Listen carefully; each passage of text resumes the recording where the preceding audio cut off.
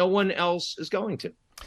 Well, to give us a little extra context on this, we're joined by Daniel L. Davis. He's a retired American lieutenant and now foreign policy analyst with Defence Priorities from Washington. Thank you for joining us. The Japanese, who of course are key to all this, say they've always reminded European leaders that the Indo-Pacific and the Euro-Atlantic area are interrelated spheres. Their words. They're not wrong, are they?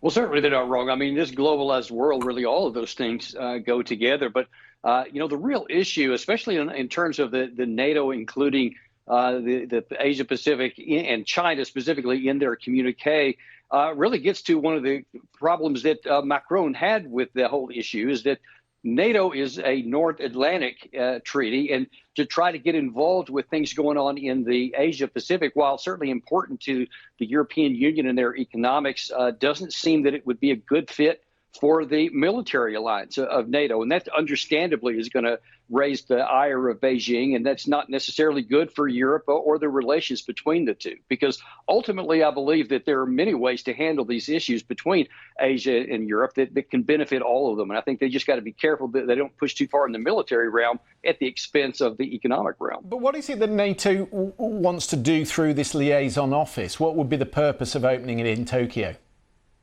Well, I think the bottom line is sort of like Ian Brimmer just mentioned there. This is, I think, a lot of being pushed by the United States, because European countries and the European Union have been actually engaged quite a lot with Chinese diplomats here over the last 6 or so months, because they have a lot of mutual beneficial contacts, and certainly they both benefit from that. But I think the U.S. is kind of pushing this because that is, for good or ill, that's kind of part of the political issue in the United States right now, is to try to be hard on China. And I think they want NATO to go along with that, but I'm not really sure that's a good NATO mission, and I think it's probably best left outside of NATO.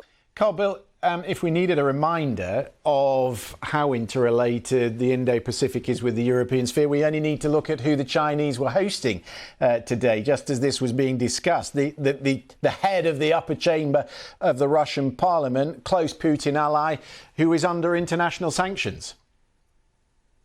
Yeah, of course, there's a close relationship between Russia and China. It's Russia is becoming more dependent upon China, no question about that. But I do think that we must recognize that in military terms, I'm talking military terms, the North Atlantic Alliance is an Atlantic alliance, North Atlantic for the territorial defense.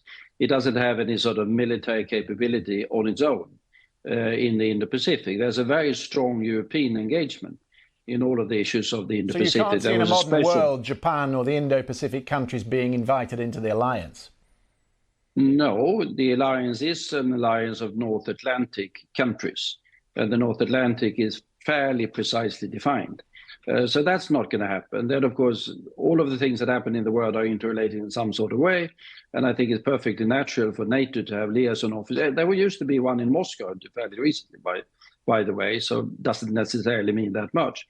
Then in more political, diplomatic, economic terms, there's a very strong European engagement in the peace, security, and stability issues, needless to say, in East Asia, in the Indo-Pacific as well. But that's slightly different. And that is demonstrated, Justine, by the host Lithuania themselves, who have been in a serious geopolitical trade dispute with Beijing, and in some ways have been bullied by Beijing.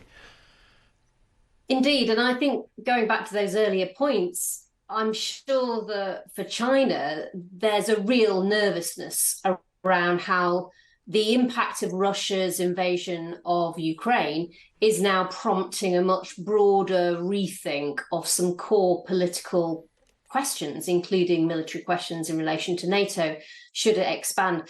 I agree that I wouldn't expect to see NATO per se expand, but I do think you're starting to see important strategic discussions about whether there should be some kind of parallel organisation, or should there be some alignment between those Asia-Pacific countries that are democracies who are there at NATO today.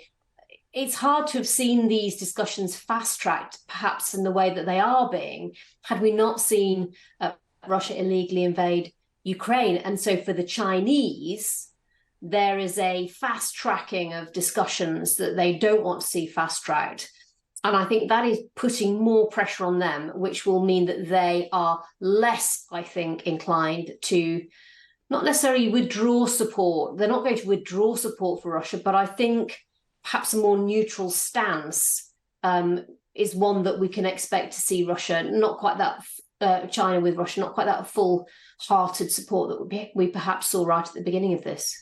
OK, we'll have to leave that there for the moment. Just my thanks to Carl Bildt and also to Daniel L. Davies, who joined us. Thanks very much.